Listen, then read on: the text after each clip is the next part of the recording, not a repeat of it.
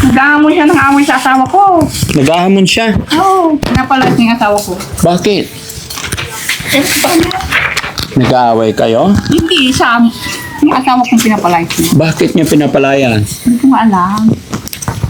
Eh, dapat kinausap mo kung ano.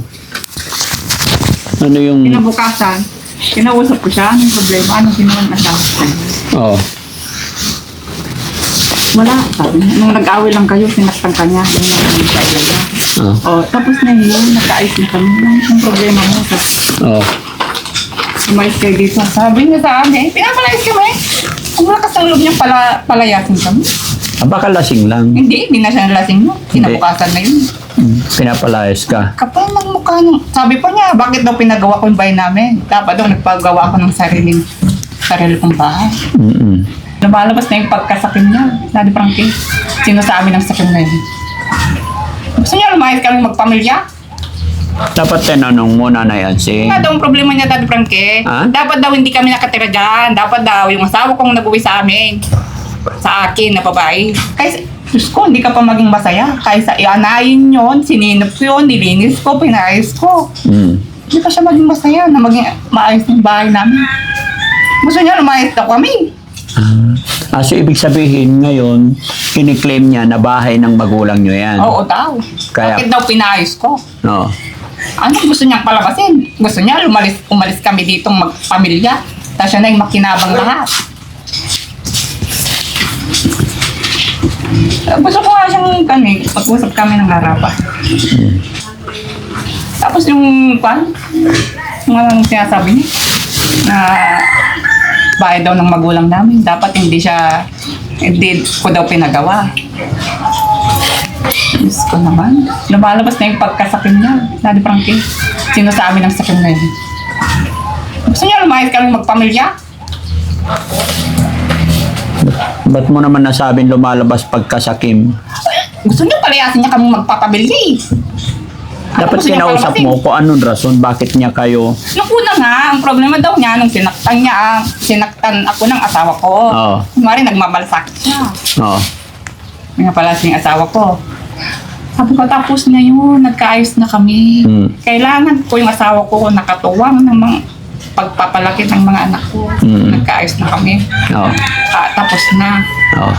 O ngayon, sasabihin niya, lumayas na daw kami magpamilya. Wala daw akong karapatan sa bahay namin. Maganda ba yun, Nanay Frankie? Nasa tama ba siya? Sa tingin mo? Dapat tinanong mo. Sige. Dapat, sabi nga niya, bakit ko daw pinagawa yung bahay namin? Eh, may bahay na siya, ba't tinabot niya yung bahay namin? Ni piso, wala siyang gastos dyan. Pinagawa ko yan. Gusto kong ikat si Madam Rochelle nun eh, kaso pinigilan ko lang yung sarili ko. Gusto kong mag-usap ko ng harapan, yung nandito ka.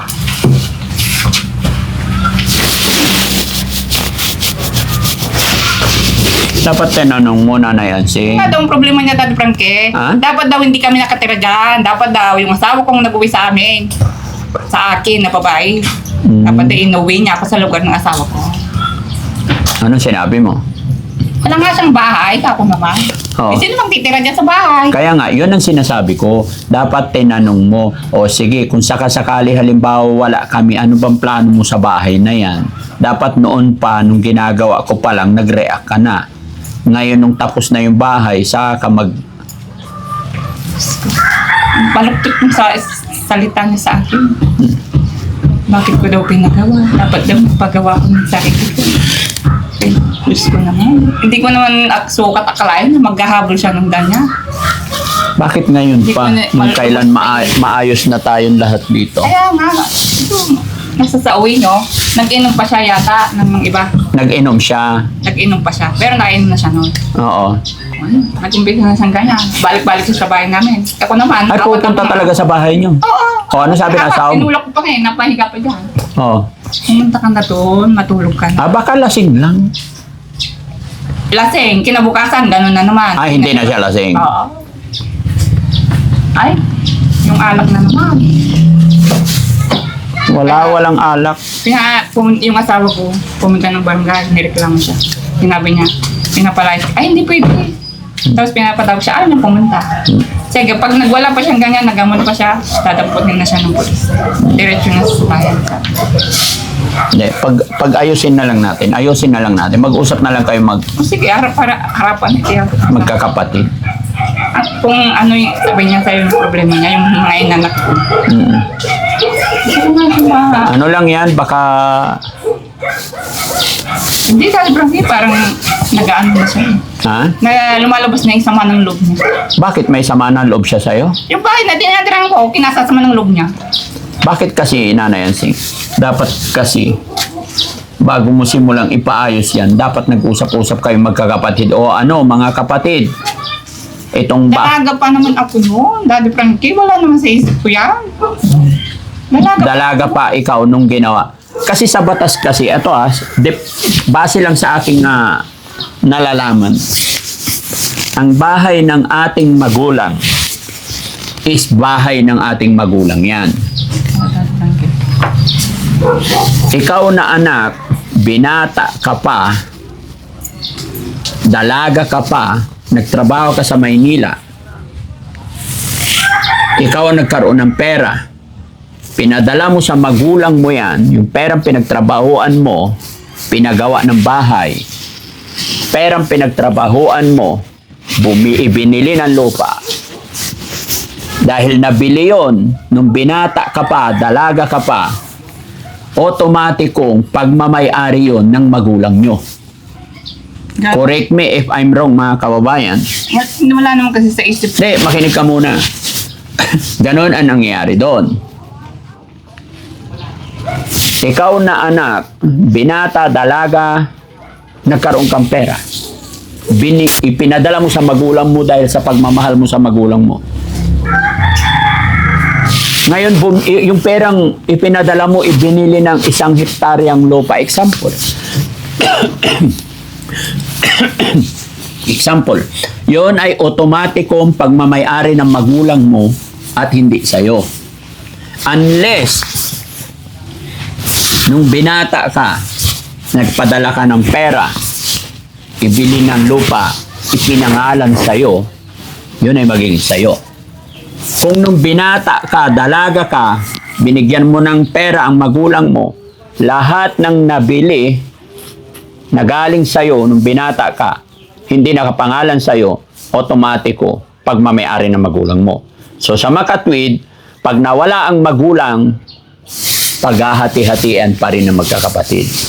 Kaya maganda sana nung nawala ang mga magulang ninyo, tapos nung totally lilipat ka na dyan, total may mga bahay na sila, dapat gumawa ka ng kasulatan, nag-usap-usap kayo, mga kapatid, payag ba kayo? Kasi walang bahay at lupa yung asawa ko. Ako na po ang gagawa dito, i-renovate ko na. Payag ba? Dapat pinapirma mo. Hindi ko naman maisip na gano'n ang nangyari dati. Talaga pa ako noon. Yung tipong binagawa. Ito lang yung pan lang ang bahay, yung pan walang bintana, walang flooring. Tapos yung banda doon, akong nagpagawa, pati dito sa bato.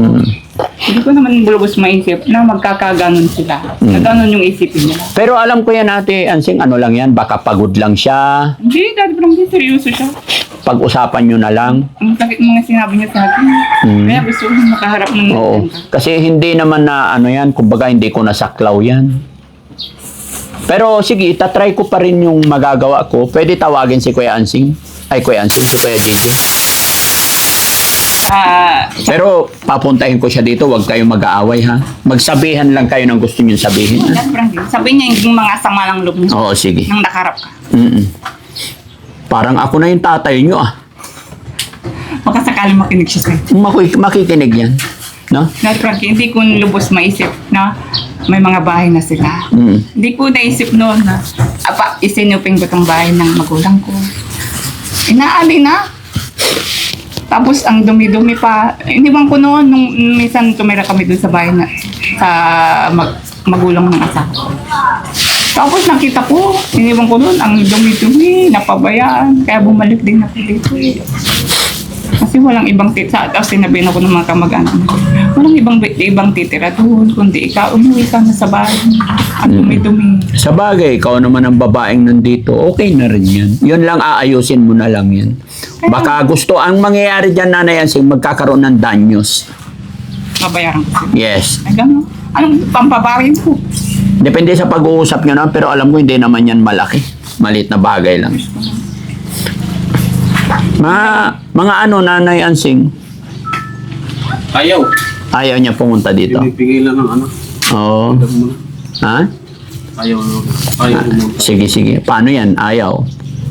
Gusto kong magkaharap kami dito sana. Yung nakaharap ka. Para makita mo rin yung banyo. Marinig mo rin yung sign. Tayo na lang pumunta. Sige. Sige. Tara.